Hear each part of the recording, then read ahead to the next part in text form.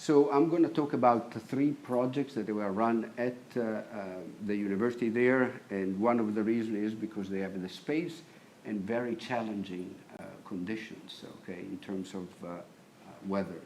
So the first one is related to shrinkage monitoring, and this is really one of the issues that we wanted to investigate at the Jazan Canal lining and make sure that we had an understanding of what potentially could be the type of maintenance that Aramco should have there.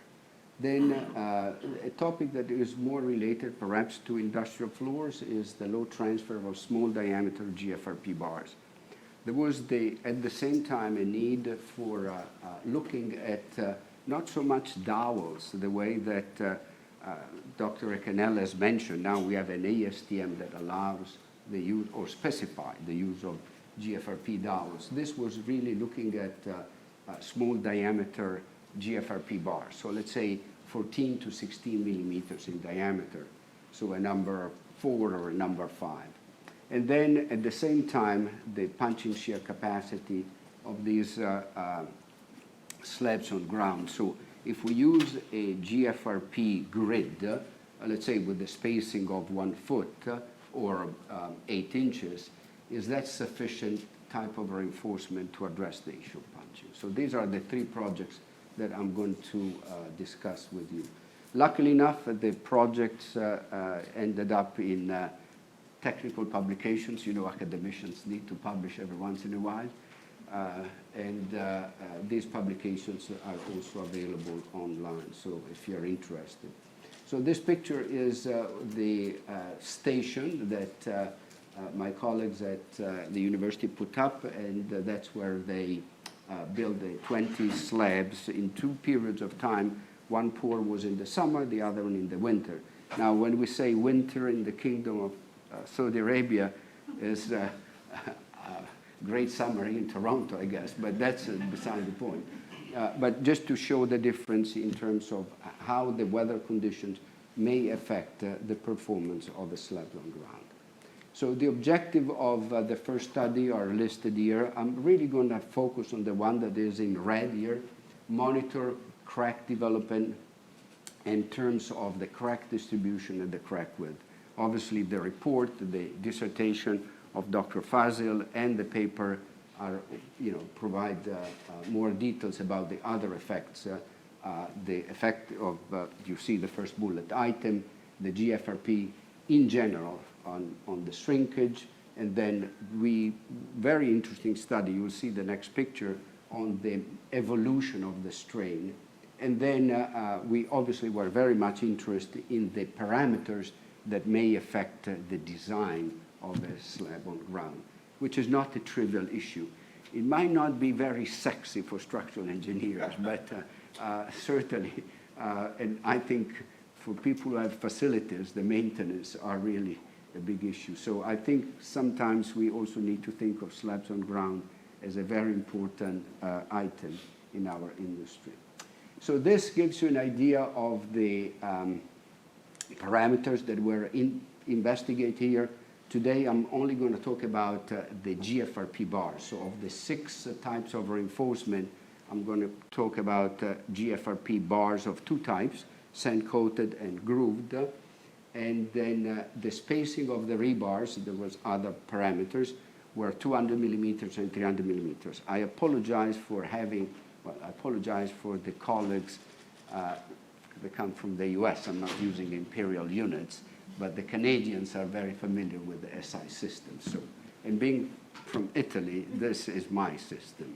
The imperial is, well, anyhow, let's not get into those issues. But anyhow, so if you think a 200 millimeter slab is perhaps the spacing is kind of maybe the typical 300 would you go to, let's say, a foot. So between 8 inches and 1 foot, basically. The slab thickness, most of the work was done at 8 inches, the 200 millimeter, but we also look at the 4 inches thickness just to get a sense of what that could play in terms of the shrinkage. And then the casting season, as I mentioned, the winter and the summer, and in one slab we also look at the effect of the so-cut joint. So this really gives you an idea that of the type of subgrade conditions. I'm glad that this was mentioned in great detail before.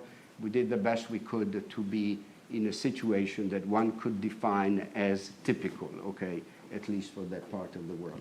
And this gives you an idea of the variation of temperature at the location. The red line represents the temperature. So when I say winter is 20 C, okay? So again, the terminology is relative.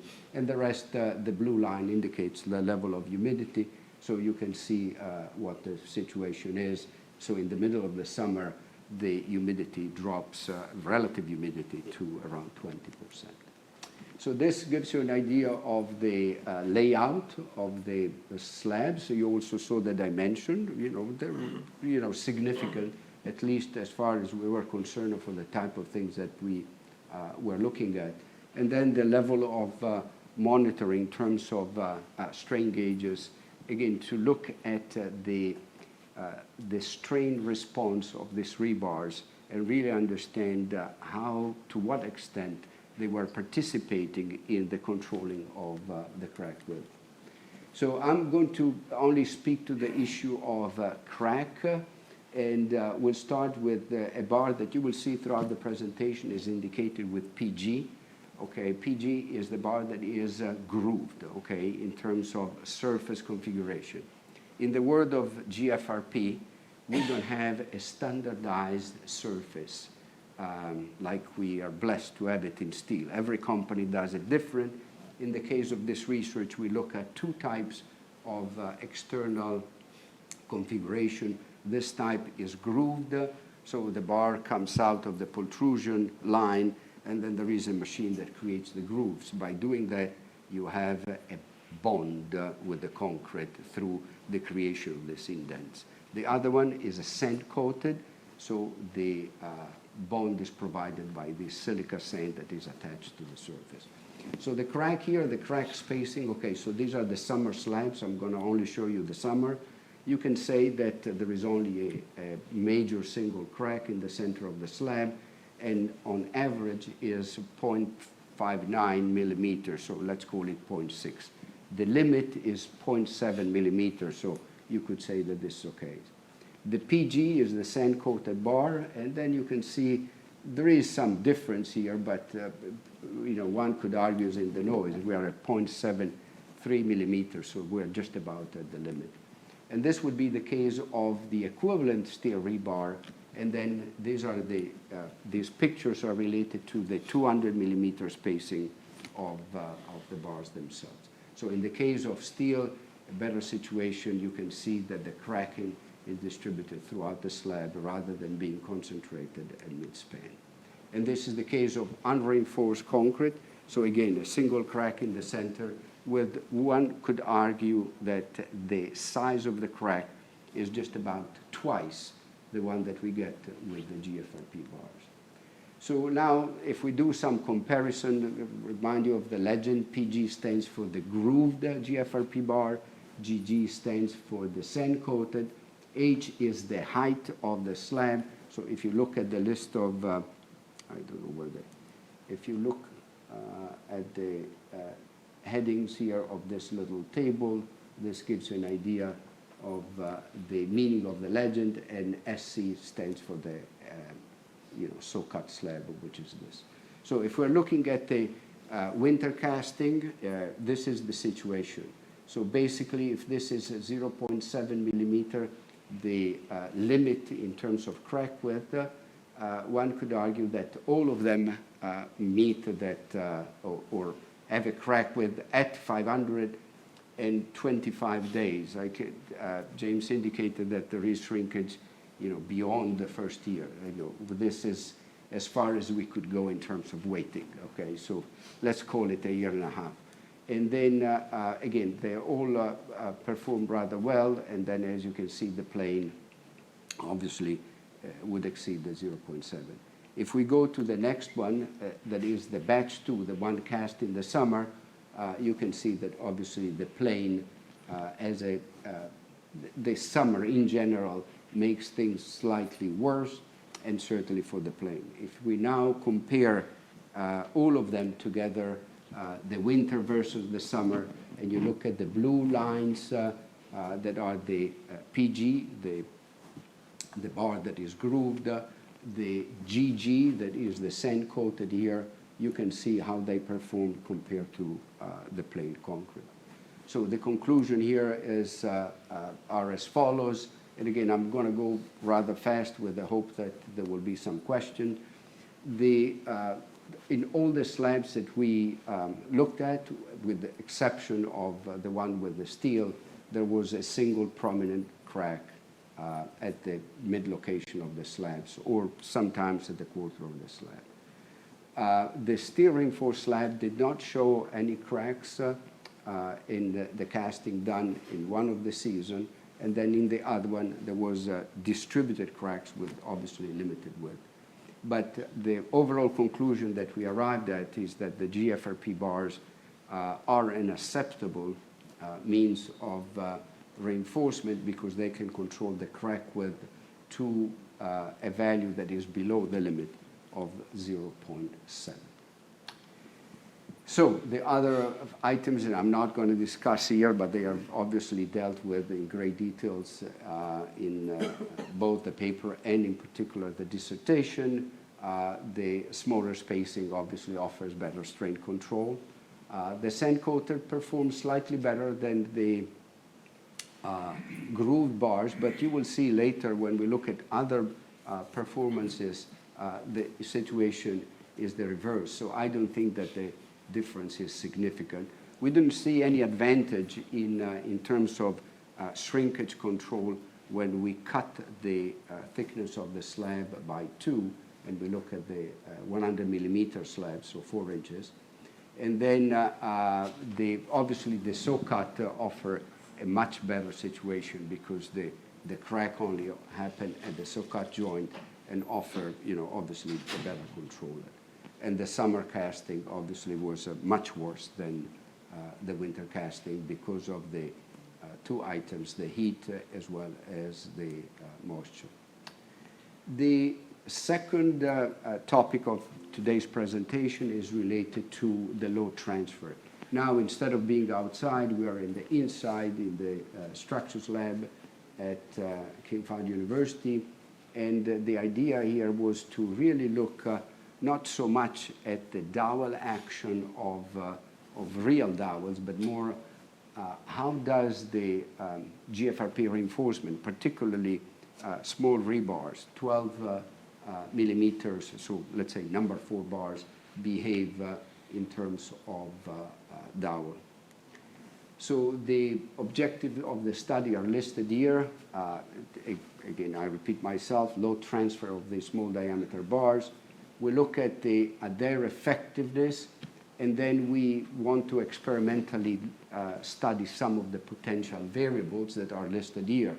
The dowel type, the diameter, the spacing, the loading type, meaning are you loading the various locations along the slab in terms of on which side of the dowel, and then what are the characteristics in terms of failure mode. So these are the type of specimen. Now we deal with the specimen that is smaller. The length of it is 1.5 meters. So you look at significantly smaller, but is a situation that represents something that we can test in the laboratory. The instrumentation, you can see 16 LVDT, so they could give us an idea of what the displacements of the slabs were at the different locations, from the edges to the corners, and obviously at the location of the load. And the slabs were loaded with 2 types of loading, either monotonic at the speed of 2 millimeters per minute, or even cyclic with the cycles indicated in the diagram in this figure right here. The level of fixity was also looked at, and here we need to qualify what we need by fixity. I will show you a picture in a moment. The bars are smooth here, okay? So even when we say that is free, that means that there is really a bond breaker added here. when we say is fixed, is the concrete is directly touching the bar as the bar is inserted.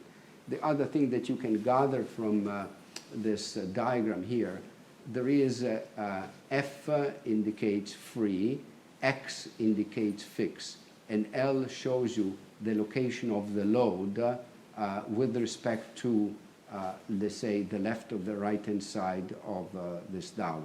So if in this case the L is on the fixed side, in this case the L is on the free side, and in this case it doesn't really matter because both of them are fixed. So this is the type of reinforcement that we looked at.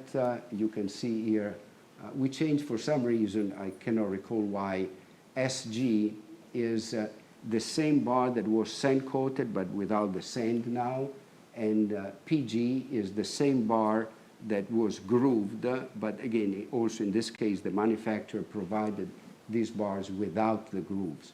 So you can see the slightly different colors.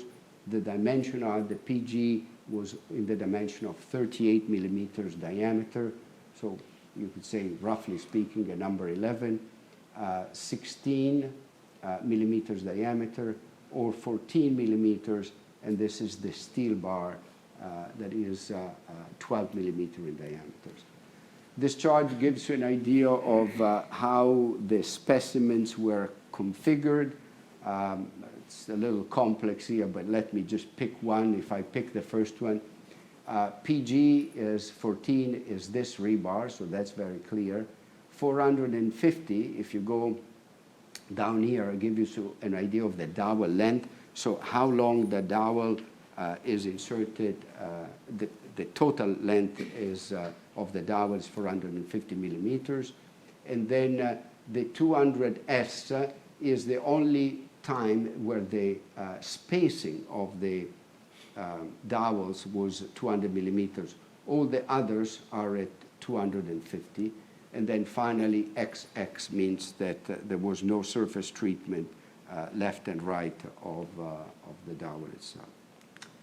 So two very important, not discoveries, but items that we need to think of that may affect the way we design these things. For the GFRP bars that are of small diameter, really the focus of our work, the failure, when you apply the load, is really a shear failure of the bar itself. You can see here along the crack, the bar. I'll show you another picture later, but you can see that the bars do break.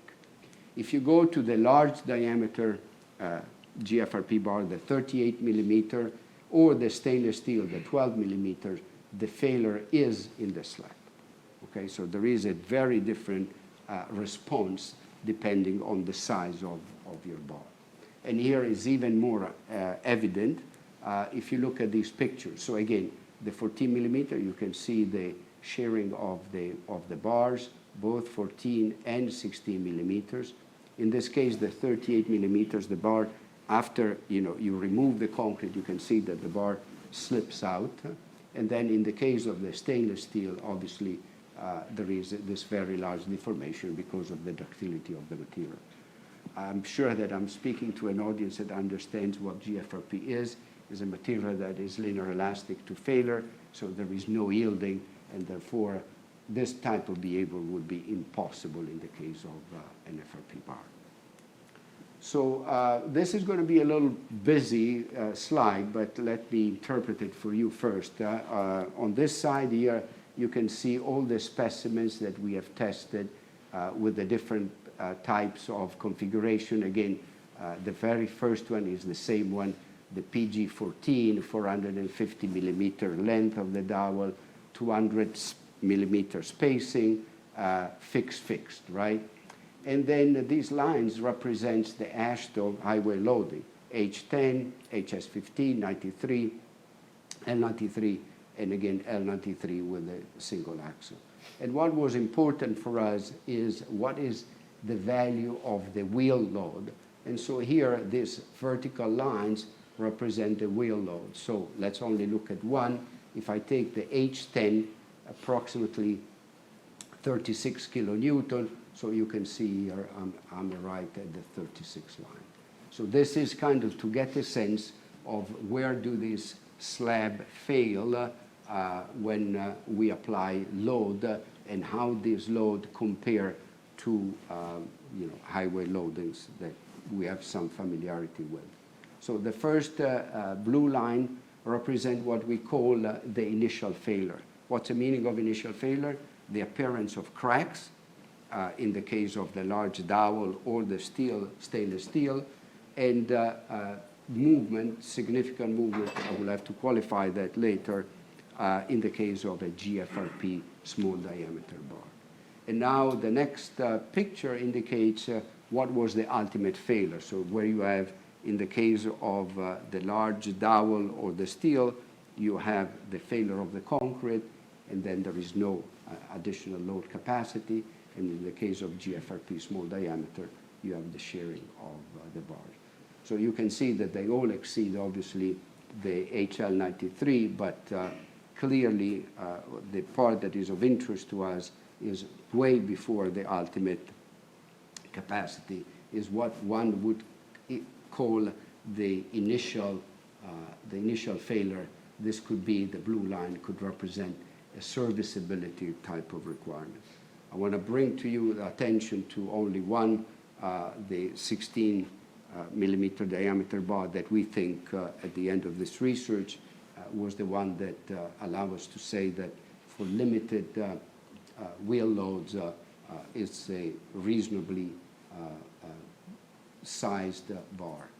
So the major findings here, as I mentioned, I repeat myself, shear failure of the dowels for the 14 and the 16 millimeter diameter bar, bearing failure of the concrete for the larger diameter GFRP and the steel.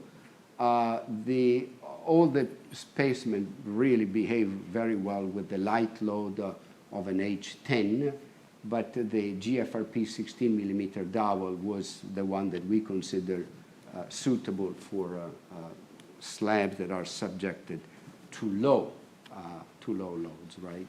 And then the final item, and that this is dealt with the great deals in the paper and in the dissertation, is that for the dowel bars that we would like to see implemented, there is the need for a different design because it's not controlled by the concrete, it's controlled by the FRP bars. With this, I can move to the third study that we conducted. Also, this is available in a publication, in addition, obviously, to the dissertation, as I mentioned. This picture reminds you of the laboratory setup that was used for the dowel case. So again, the ability to have a frame and then the ability of casting here and applying loads that simulate the traffic loads. The type of, I kind of forgot to mention that in the case of the laboratory studies, we did not bring in soil, but in this case, the subbase or the element that we thought would replace the subbase was this NXPS type of panel with the same K stiffness of a typical soil. So the objective of the study was the punch and shear capacity of GFRP bar reinforced concrete slabs. So the motivation is this: if you have a slab that is reinforced with GFRP bars, and the GFRP bars are there for shrinkage control, if you have a punching issue, what is the performance of these bars? So that's kind of the motivation. So the objectives are stated here: effectiveness of GFRP bars, to study the impact of obviously some of the variables, the type, the spacing, and the location of the load. So we look at load at the center of the slab, at the edge, and at the corner. And then the ultimate objective was, and this relates back to the title of this presentation, what are the implications on design? Because at the end of the day, you have to provide design algorithms for the engineers, and sometimes, in some cases, even the architects that define what slabs are. So maintaining the same type of format. You can see the bars used here are the steel ST, PG is the grooved one, and GG is the sand coated. So what was the schematic that represent the specimen dimension? So fundamentally, these are 1.5 meters in dimension. These are square. And the thickness, in this case, is 15 centimeters. In between what we have done in the other cases. The rebar spacing for the grids, again, 200 millimeters and 300 millimeters. And then one of the things that I think may not be related to the quality of the soiled profile, but sometimes the quality of the contractor that places the reinforcement. What is the effect of the location of the reinforcement? So 50 millimeters, okay, so remember the thickness is 150 millimeters. So what if we're at the top, 50 millimeters from the top, in the center, 75 millimeter, if we have the reinforcement at the bottom of the slab. And then finally, in terms of variables, the location of the load in the center, the concentrated load, in the center, at the edge, or the corner. Obviously, the one that is, at least the one that we investigated the most, was the case of the load at the center. So here, the setup, again, a lot of instrumentation, which is really even though today I'm not going to mention anything about strain gauges and the measurements of strain, are the ones that in a sense can guide us for the design and more importantly for the optimization. Because one could argue, well, why did you do only this? Why didn't you double the number of slabs, more configuration? I mean, obviously there is an issue of cost, right? And so if you have ideas about the strain in the bars, then you can extrapolate with the proper modeling in different conditions. The LVDTs gave us an idea of what were the deformation of the slab under the various conditions. And then, again, the test setup is the same. And I just already mentioned that, so there is no reason to go into detail. So here what we are going to see is a similar diagram that to the ones that I've already presented. So here on the horizontal lines, we have the different types of slabs with the different types of reinforcement. So again, PG, obviously the same story, is the grooved bar, and 200 represents the spacing of the reinforcement. And then if you see a word here, it tells you what the location of the load is, obviously edge, and then M and B in the middle or the bottom, okay? And if there is no letter, that means it's at the top. So now let's see what the performance is.